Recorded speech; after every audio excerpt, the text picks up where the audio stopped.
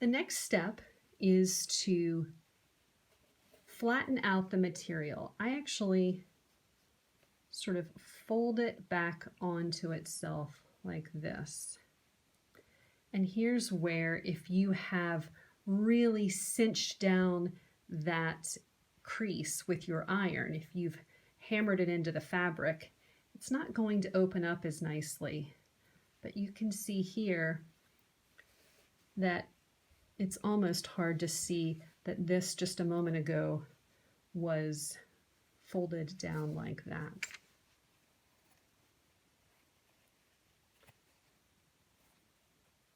Right. There is a little bit of variation. Some of my stitches are short and some of them are long. That occurs based on the depth that you use for your needle when you pass through the fold. If you travel down from the edge and place your needle in further this way, you'll end up with a longer stitch. If you stay close to the top, you'll end up with a much shorter stitch in here. So you can really see I did have some variation on that. I'm going to work on that in the next scraps. All right, now, if you would like, you can go back over to the iron and crease this as you wrap it around. I don't often do that because I mentioned that this is a very mobile technique, and so I find that if I finger press, sometimes that is good enough. I use my clips to get myself started. And so now the selvage, or excuse me, the raw edge from this seam is wrapped all the way around and tucked underneath the 1/4 inch seam allowance on the other piece of fabric. Here's the tricky part. Now we're going to fold the green fabric up and back and then clip it into place. Let's take a look at that again. I have my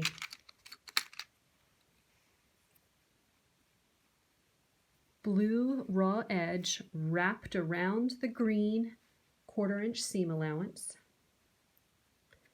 And my next step is to bring the green fabric up. We'll just do the whole length at once and fold it back like that. We're going to go a little bit at a time though, because one thing that can happen is that if this seam is not all the way open here, you can end up with a little bit of a bubble. And we don't want that bubble right here. We want to use our left hand, in my case, to smooth that as open as possible.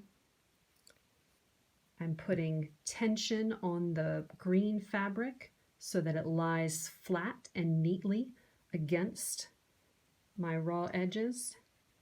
And then I am folding down and placing my clip.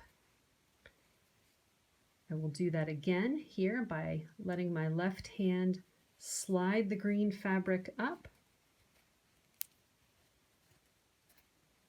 and then folding it down, placing my clip.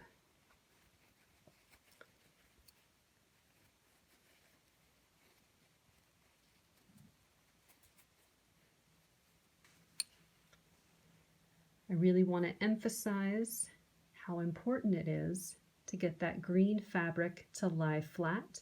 You really have to actively push on it before, goodness, get out of the way there, little blue thread, before you fold that green fabric back down. All right, we're ready for our next round of stitches. I need a little bit more thread, and I've already lost my spool. Ah, here it is. pull out the same amount as last time, at least twice. I'm going actually quite a bit more generous. At least twice, if not maybe even 3 times the length of your seam there. Thread your needle.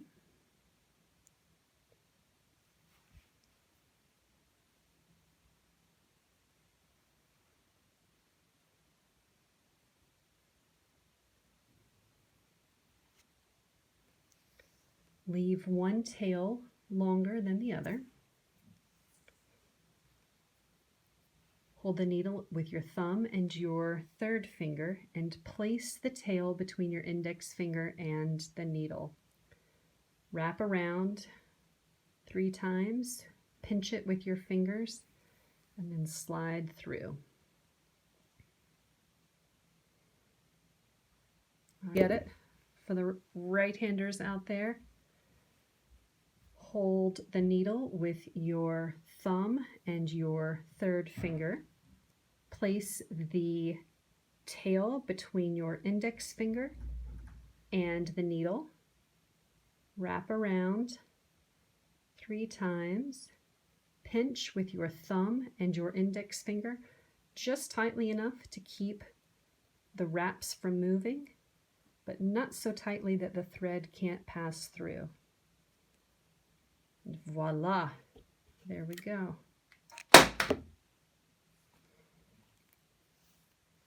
All right, now it's time to make our last row of stitches. To begin, I sneak the needle inside the seam allowance here, and I will actually travel back out that way through the green.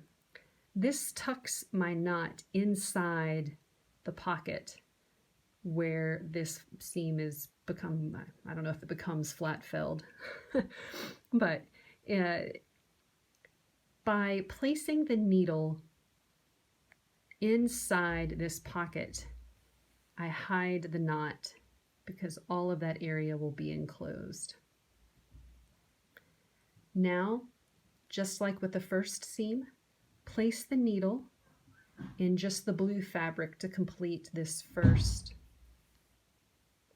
Place the needle in the blue fabric to complete this first stitch.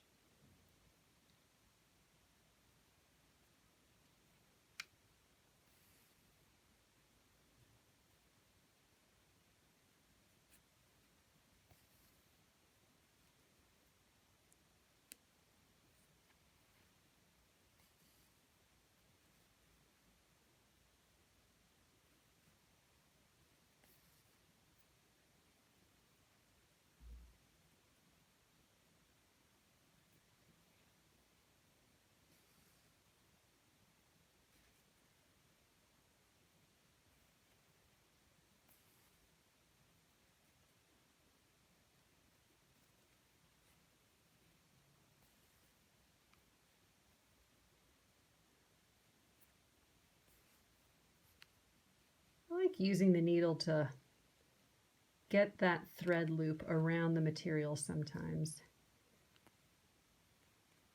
It's just a quick way of untucking it.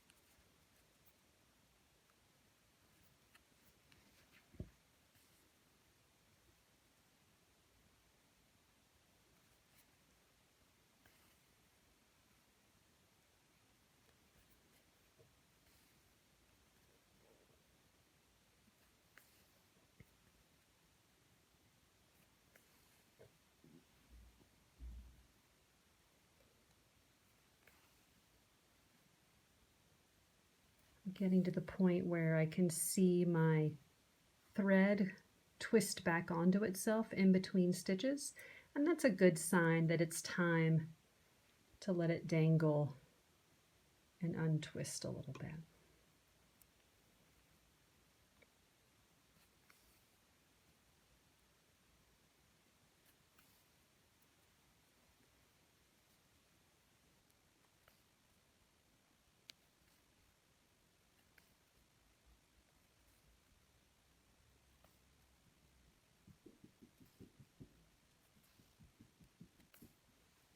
All right, when I get close to the end, I don't have to travel all the way to the very, very end because this edge is going to be enclosed in whatever material I place next to it.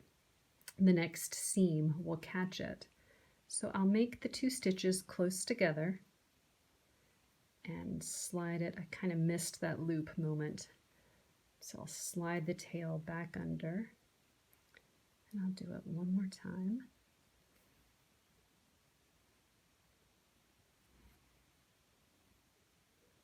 You can do it a third. If you're nervous about that tail, I'm feeling pretty good. So I will snip it. Let's take a look at what we've got. Now I need to I need to turn the page in my notebook to get that seam, or excuse me, that crease that I finger pressed back out.